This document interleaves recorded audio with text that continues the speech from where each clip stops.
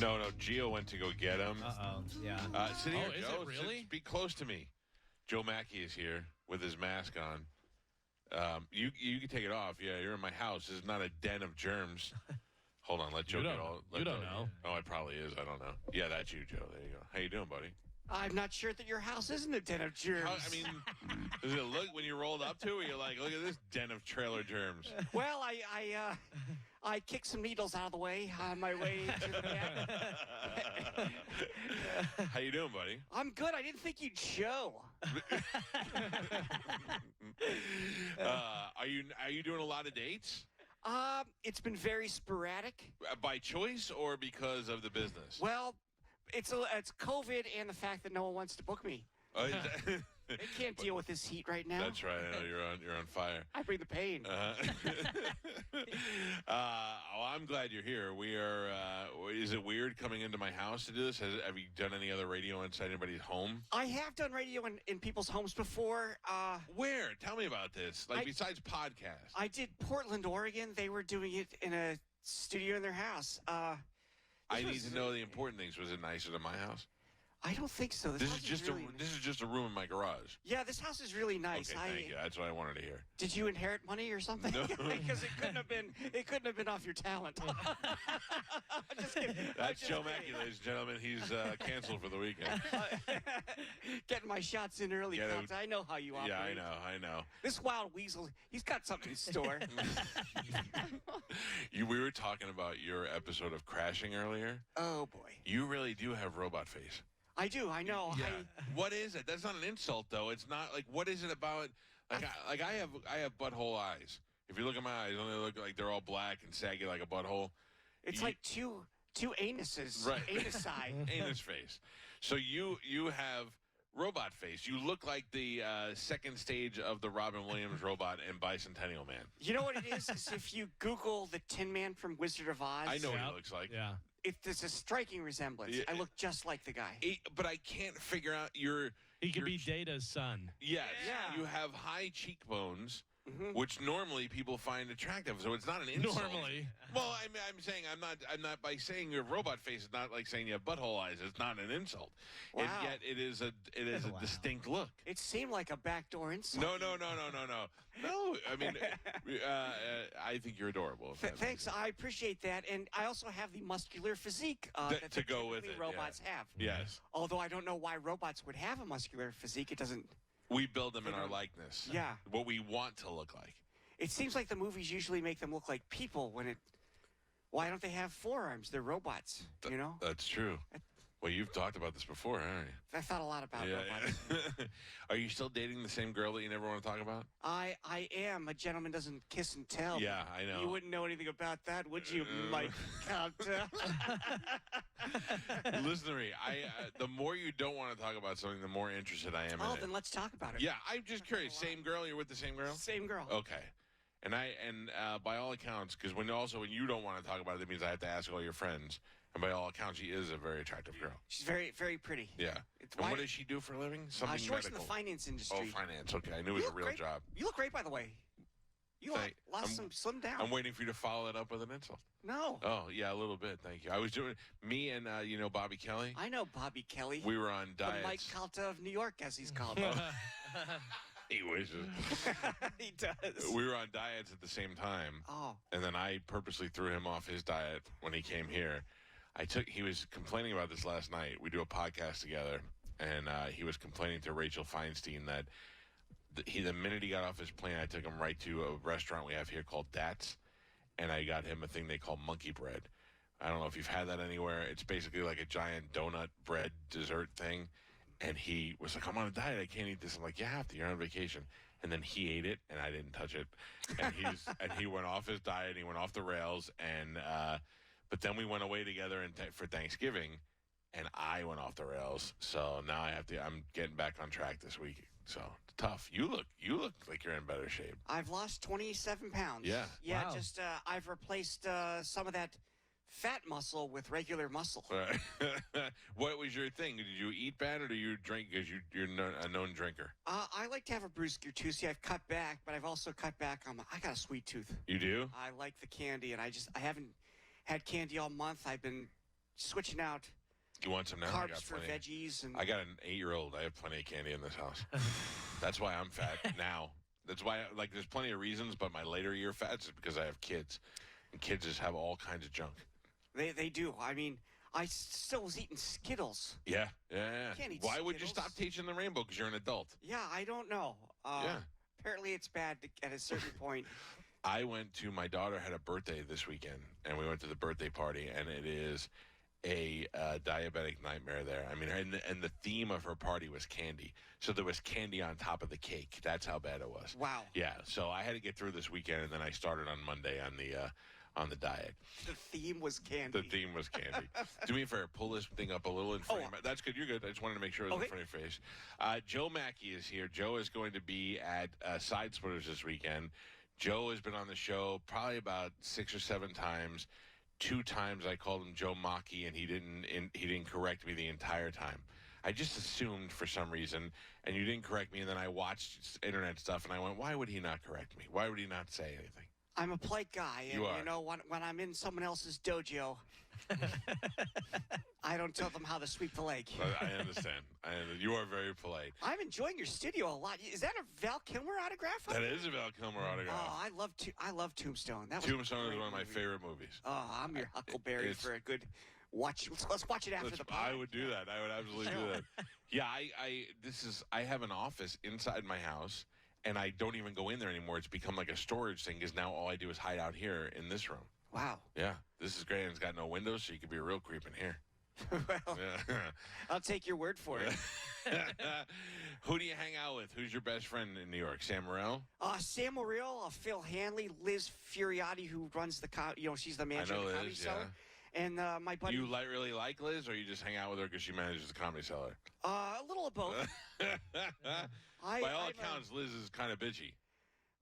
No, I think when you have a high degree of expectation, people take that way sometimes. Okay. But what I take it as is, the show's going to be good. Yeah. So I like someone who's assertive and making sure stuff gets done. Someone who wears shoes. Oh man, when you saw that. When a famous comedian comes to their home. Can I tell you that? So I usually, for a while, I was in here. Was there another comedian coming here? Yeah, he had shoes on when Nick DePaulo was there. Wow, that hurt. So I was usually doing this by myself, right? And then Gio started coming here. When Gio started coming here, I started wearing at least socks in here. And then when guests come, I bring shoes. Today, I specifically left my shoes outside the door, but you're early. Nobody's ever early. Everybody's always late. You guys were early, so I didn't have time to go get my shoes on. Hey, it's cool to show up early. It's fine. But how did you know I had no shoes on? How did you see that? I'm very observant. I've been studying this room. Where'd that third mic come from? Who is that? Oh, I got a I'm whole... in St. Pete, yeah. Yeah, look, if you kind of look up there, you can see the Galvin and Spanish and Carmen are back at the station. Oh, Joe. Didn't have the guts to face me. Not this time. Not this time. Have you ever been in a fight? Not in my adult life. Yeah, just as a kid. Would you fight? I did get punched. I broke up a fight, and I got punched in the face breaking up a fight. You know, when I was like in my 20s. What is it about us that makes us break up a fight? Like, I used to do that too. I used to break up a fight, but also I was a bouncer for a little while. Oh. But now I just do this. I step aside and I let them beat each other to death. I don't care. You know, it was a friend of mine, and he bumped into a guy on the street, and this guy was enormous, and they were both drunk. Yeah. Tried to talk them out of fighting, had it all squared away, but then he turned around and said, no, and then it started back up again, and he was going to fight. Yeah, There's nothing I could do, and the guy was demolishing him. Oh, so you had to step in? I was like, he's had enough. I pulled him off, and his friend thought I was You were trying to get involved, yeah. Couldn't be further from the truth. I was not trying to get involved. Yeah. But I had to not let this guy get killed. Beat up your friend, yeah. So you got pummeled also? Yes, and just to explain, my friend's head was against the sidewalk. He was punching the guy. Jesus. So I'm like, this has to end. I gotta. Yeah. And then his friend's Now, how did you wedge yourself in between, or did you try to pull the guy off? I pulled the guy off, and I didn't strike him. I just pulled the guy off, and his friend, while I was pulling him off, he jumped in. Yeah, he wailed on me. Oh wow. I had a similar situation. I fought a guy, my last known fight. Mm-hmm. It was my one draw, and it was me and a guy. We fought for like 20 minutes. It was like an old Clint Eastwood movie. We fought up and down the block in Ybor City. And at the end, we both just tired out. We looked at each other and walked away because we couldn't. I broke my bone in my finger and my hand. It was an incredible fight, but it started off by the guy's girlfriend kept jumping on me while I was fighting this guy and biting me. Wow. And I didn't want to hit a girl. I kept pushing her off. Finally, I looked at him and I said, I'm gonna kill her if she jumps on me again. And she jumped on and bit me again, and I punched her, and I knocked her out, and I thought that she was dead for a second. So I feel like it took my mind off of the fight because I was worried that I had also killed a woman. So I felt like that I didn't get the advantage in the fight because I was worried about the homicide. So, but at the end, we called it a draw and walked away. It was like Peter versus the chicken on Family Guy. Yeah. Like a crane was carrying an I-beam, and you were fighting off that, and then you fall onto the train. Yes, that's exactly what it was like. It was so long ago, but that was my last memory of fighting. Now I find out it's a lot easier to just let people fight or just move out of the way. I'm like, I don't care. I don't care what you say to me. You can honk at me in traffic, and I'm just like, I don't care. I never had that where someone, I guess like some guy was mad at me at a bar for no reason. Right. And he said, he's like, maybe it was your face. He said, say you're a lesbian. He wanted you to say that? He's like, say you're a lesbian. And I'm like, I'm a lesbian. Oh, you just said it? Yeah, I was like, he's like, wow, you have no pride. And I'm like, I don't know you. I don't care what you think. And I have a lot to live for. Yeah. Like, it's not that I won't fight. I won't fight for nothing. Right. Yeah. It doesn't make sense. Yeah, it's not. It's like if I died, people would be sad. Who? Not many, but there'd be people. If I went up to you in a bar and I said to my friend, this guy looks like he might be a lesbian, and I went up to him and I go, say you're a lesbian, and you went, I'm a lesbian, I would laugh and I'd be like, and the guy's got a great sense of humor. Yeah. Like, you have no pride. Well, I was trying to make you happy, you big monster. Yeah, it's like, why? Am I going to fight because some stranger doesn't like me? It seems kind of it's silly. ridiculous. And I feel bad for people who like want to fight. Like, why do you want to fight? Like, plus you're going to get no street cred from beating me up. Beating up a lesbian. The risk is all on their side, because if they beat me up, they're like, yeah, but you beat up that guy. He looks like giant Pinocchio. Yeah. But if I somehow upset you and pull off the miracle and win the fight, you'll never live that down. Never live it down. Giant Pinocchio beat you up. That guy who looked like Pee Wee Herman? Yeah. Remember when he flipped you at the bar and threw you through the glass window? Do you think you could be the next? Like, what if Pee Wee Herman came to you and said, I'm obviously too old to do this. You could be the next generation Pee Wee Herman. Like, nobody went to Flo and said, go to L.A., you're going to be the spokesman for the insurance company. She wanted to go be Meryl Streep, and then all of a sudden they're like, well, now you're millionaire Flo. That's how life goes. So you want to be a super famous comedian, but what happens if they're like, well, you're next Pee Wee Herman? I would say, nope. I want to be the next Flo. I want her job so much more because she tapes those ads and she gets all those residuals. I think she was a comedian. I think she was a comedian. Anybody could say they were a comedian. Well, I guess I've proved that right. Yeah. See, I beat you to the punch. If Flo, that's a good gig. Like, so comics will come out, like, they'll say, like, even Seinfeld, they always say, why do you still go out on the road? You're a billionaire. And he's like, I love the road. This is what made me. But most comics I know are like, I can't wait to get off the road. Please give me a TV show, or I'll even take Flo's gig or whatever you got, and I don't want to do the road anymore. Yeah, I would still understand the Seinfeld part of it because I can't remember who said it. They said, I don't get paid. I think it was B.B. King. I don't get paid to perform. I get paid to travel. Right. And travel is usually the worst part. Yeah. But when you're Seinfeld, I'm sure the travel experience is vastly different. He played here in Clearwater and said on stage that he would sleep in his own bed in New York that night. Wow. He will get off the stage, go right to the airport, and 2 hours be home and in his bed. Why would he leave Clearwater? I'd rather be in Clearwater. This is Joe Machi who's here. Joe is a very funny comedian. He's been a great guest on this show, and you definitely have seen him on TV, and you've seen him on Last Comic Standing. Do you hate that people bring that up still, or is that good? Because most comics are like, No, I'm still grateful because I couldn't headline before that. Oh, yeah. Give you the push. Yeah, I did late night with Jimmy Fallon, but that's just not enough to sustain you can't sell any tickets off of one late night appearance. So, but can I tell you, I've never, before I was in radio or anything, never looked at a newspaper and said, I don't know this comedian, but it says he's been on Fallon before. He must be good. And I would never do that. I would just go, hey, if the comic club books him, he must be funny. Yeah, exactly. Yeah. But I guess when there were just 3 channels, Well, that's it true. really made a big difference. Yeah, where yeah. it's like if I don't even know what the audiences are of those shows. I don't know No, now I anybody don't who know. watches them other than the YouTube sketcher Right. that goes viral. So my kids will know Fallon, and but they only know him from the viral skits. I don't think they've ever seen the TV show. That's so weird. But obviously the comedy clips go too. I mean, I haven't seen Conan's show in years, but I've seen a lot of clips of comedians on that show. So that certainly helps, I guess. I want to be familiar with a comedian, but I don't want to know his act before I go there. Yeah, and oh boy, if their act is, some people don't never change their act or never write, so it's brutal if you watch the best 5 minutes. Right, and then all of a sudden you got to wait through. You have to go through a whole half hour of crappy jokes just so we can get to that 5 minutes you already know. Yeah, I mean, it sounds like you're describing Sam Morrill's act. I was gonna say, who's the number one comedian that's guilty of? Who's the worst at? Not that they're not good comedians, but they're lazy writers. Oh, there's a lot, but not in the younger generation because we came up with the internet where you had to have new stuff. Sometimes you see clips of a comedian doing the same late night set, like 20 years ago, where they could do it on every show. Yeah. What? But like Sam Morril puts so much stuff on the internet. He must be a writing maniac. Yes, and low degree of quality control. Like, it's like McDonald's sold a lot of hamburgers. I don't know that I'd say they're the best. Oh, that is great. Now the Comedy Cellar is not open, right? No, they're not open. So is anything going on in New York? I do a bar show.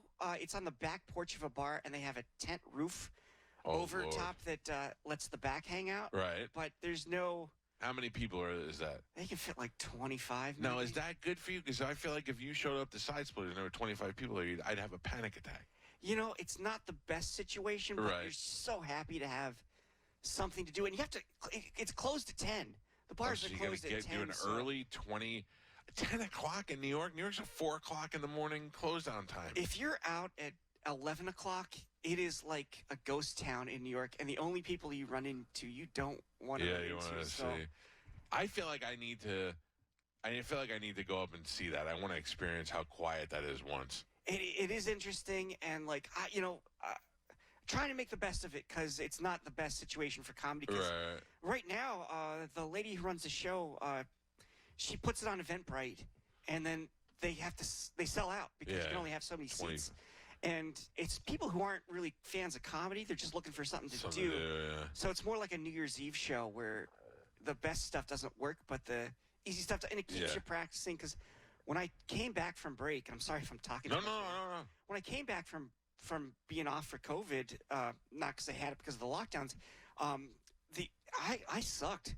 I was thinking rusty? Thinking about jokes again. I'm like, I had to listen to sets and try to remember. That's what other comedians have said. They had to go back and listen to their old sets. Yeah, and so much of comedy is confidence and feeling comfortable and looking like you know exactly what you're doing. I did stand up a couple of times. That's the only thing I had going for me. I am so confident and cocky up there, but and you're right. You don't really have to be that funny. You just have to make people think you are. And I'm a supremely confident alpha dog. Yeah. So. Yeah. It's evident. I can read the phone book up there. I'm not going to read the phone book. Right. If they still make phone books. No, they don't. Well, for this, they will. So, okay. So, now, money-wise, are you panicking, or do you have enough money saved where you're like, I can hold out till this comes back? You know, I was starting to look for homes. Right. And I think I went to go see a place in early March, right before. Where? In Jersey.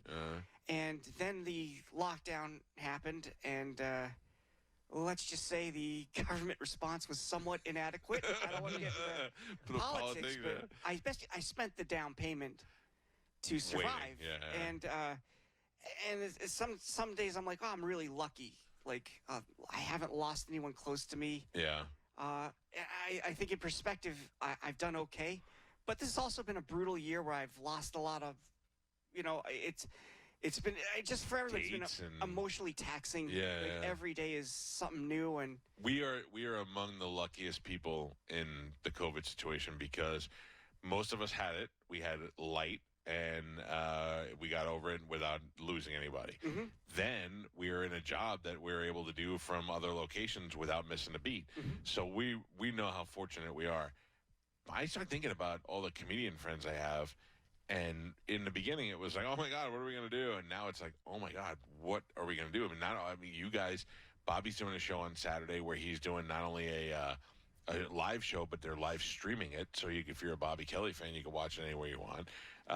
There are people who are going up to that Soul Joe's place in Pennsylvania, I think, where it's an outdoor stage. Now, granted, it's someplace to work, but it's also 40 degrees out there, and you got to wear a winter hat and gloves while you're doing comedy like Bernie Sanders on stage. I did a show at Soul Joe's in December. It was 24 out and snow covered. Wow. And we had 114 people. Yeah.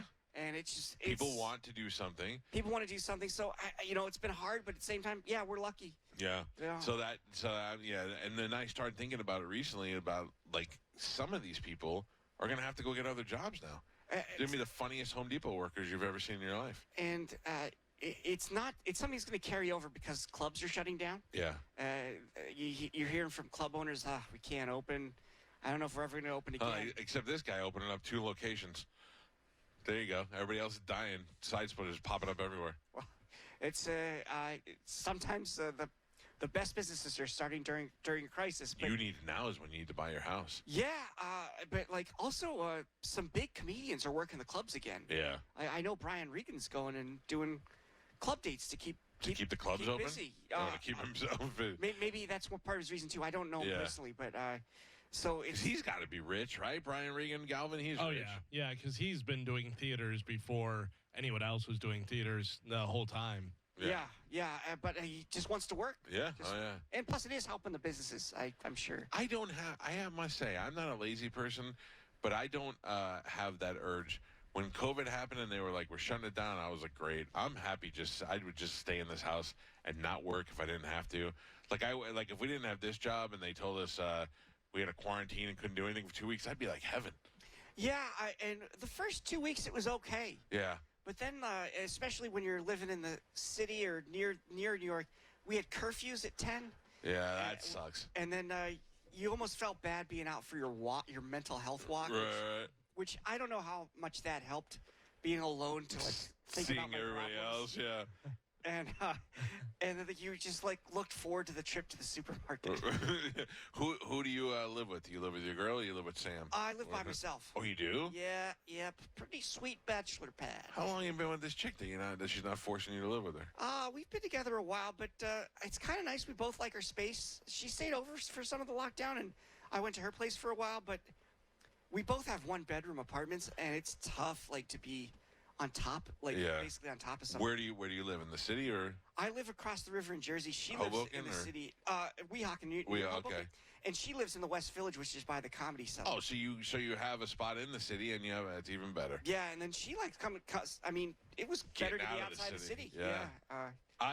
I only imagine that New York City is like I Am Legend, that Will Smith movie, where there's nobody, or like it's obviously not that bad, but it must feel eerie like that. It feels like that, or the Omega Man, the Charlton Heston version of the same. Same movie. Not so much the Vincent Price version. Right. Wow. Look at this guy, an encyclopedia of movie knowledge. The Last Man on Earth. Yes.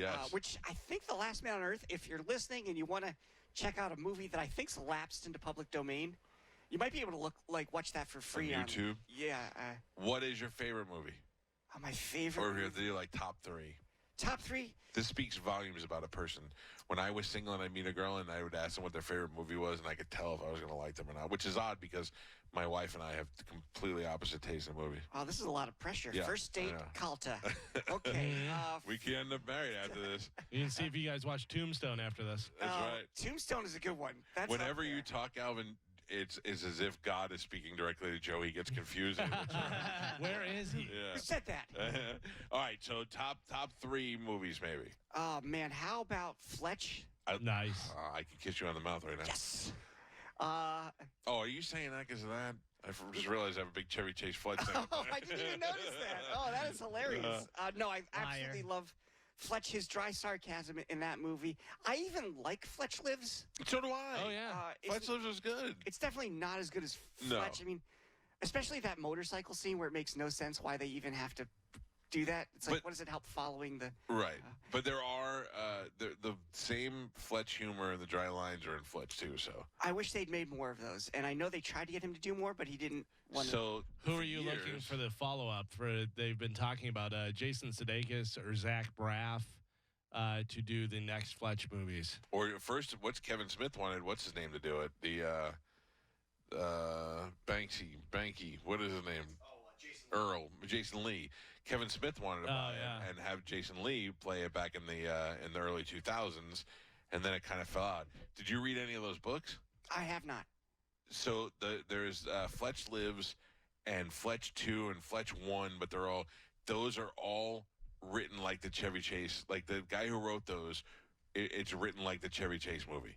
It's a little bit of a different story, but they're all. I'm not a huge reader, but they're all good reads. Oh, good. Yes, can I borrow your towel? My car just hit a water buffalo. There's all kind of great lines in that. There's so many of those. All right, so Fletch, you get what else? Probably, I hate to say it because so many people say it, but Lord of the Rings, I love the Because you first look one. like that little elf. But I'd go with Two Towers. Yeah. I didn't see any of them. Return You of the see any? King. Which Oh, is weird. sure. Another All voice. great. You just scared Joe. I love Star Wars. I love nerdy movies. I don't know why I never watched the Lord of the Rings movies. And let's go Matrix with the third one. First Matrix? First Matrix. Okay, I'm with I you. hated the other two. I didn't hate them. I started understanding them less as it went on. But the first one is an amazing movie. Yeah, I almost felt like the Matrix was the new Star Wars trilogy, where it's like they made the first one and then they made the sequels and they threw out some of the rules they established. Yeah, they were in the first forced one. to make the third one. Yeah. Yeah. All right, we can continue. So dating. I got to date 2. Yeah, definitely got the day too. We should, maybe we go laser tag. No. He's going under the shirt. Will you do stuff in Florida this weekend that you haven't done? Like you're looking forward to doing anything while you're here? Just being able to sit inside a restaurant was nice yesterday. Restaurants, you could actually go outside and walk around. Oh, and- good. It feels glorious. It was in the 70s. Yeah, although Just- today I heard it's pretty cold out today. It was For in the here. 50s, but for me it felt great. Yeah, I'm You got sure. I got that thick blood, full of. I'm used to the northern air and the cholesterol. Yeah. Listen, Joe Machi is a very funny comedian. I would go see him this weekend, 960-1197 or sidesplitterscomedy.com. This is where the celebrities start coming to town this week. You never know who's going to show up at this show. Yeah, I mean, well, there's already going to be one on stage, and then you're going to have other celebrities, probably a lot of stage and screen world leaders. Probably world leaders, yes. They know that this is a pretty hot ticket this weekend. Yes. Carolwood with Joe Machi, hot ticket on Super Bowl week. Seriously though, this could be a fun time. Now, are you somewhere next week? I'm doing a local show in New Jersey next week at Bananas in Hasbrook Heights. Oh man, that place is still there. Still going, and it's like usually when you have a club in a hotel, Yeah. it's not that great. But this one's been run forever. They've got it down pat, and you see like the board of who's been there, and it's like you've got pictures that are amazing comedians from decades ago Yeah. and recent. So it's a fun. I'll tell you what, that's what Side Splitters has. Side Splitters has comedians from. I noticed that you, Brian, have taken it and regrouped the pictures, which I think is great. You're like, look at these old bastards. And then we also have hot new comedians say, whereas Bobby Jewell would be like, hey, look, Tommy Blaze is coming in here again. And you're like, oh, for the love of God. Yeah, there's a wall of dead guys. Yeah, I saw that. So I like the way you redid that. Well, Joe, yes. Sam Kinnison's still working? Yeah, exactly. Thank you for getting up and coming in here today. I hope you enjoy your time here. And I hope you don't get into your first fight while you're in Florida. Well, you never can tell. Like they said in Red Dawn, 2 tough kids on the block. They're gonna fight. Me and you, Calta. I could never hit an adorable robot lesbian. All right, we'll take a quick break. Go see Joe at Sidesplitters, sidesplitterscomedy.com. It's a Mike Calta show. It's 102.5 The Bone. You're listening to the Mike Calta Show. Mike Calta Show on 102.5 The Bone.